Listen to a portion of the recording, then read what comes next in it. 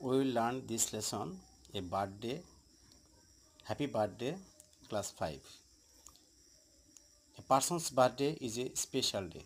একজন ব্যক্তির জন্মদিন একটি বিশেষ দিন। This is the date when the person was born. এই দিনেই সে জন্মগ্রহণ করে। People around the world celebrate birthdays in different ways. বিশ্বের বিভিন্ন দেশের লোকেরা বিভিন্নভাবে এটা পালন করে।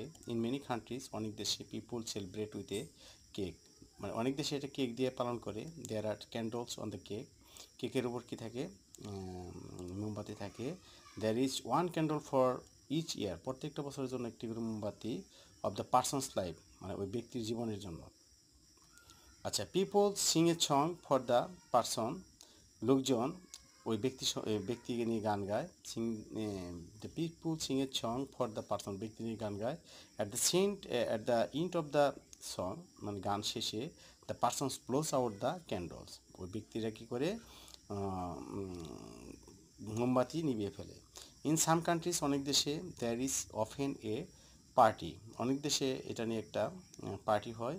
ফর এ চাইল্ডস বার্থডে, মানে ওই বাচ্চাদের জন্মদিন নিয়ে। The child's friends come to the home, মানে ওই সন্তানের বন্ধুরা ওই বাড়িতে আসে।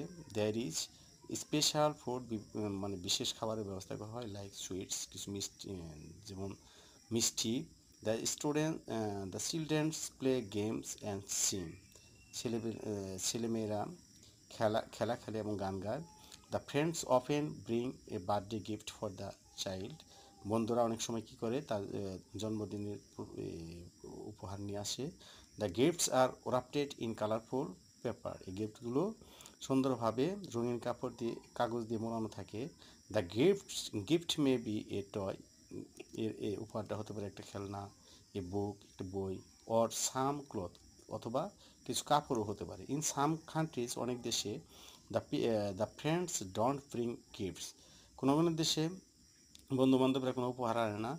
The most important thing is to enjoy, শুধু উপভোগ করাই তাদের হয়।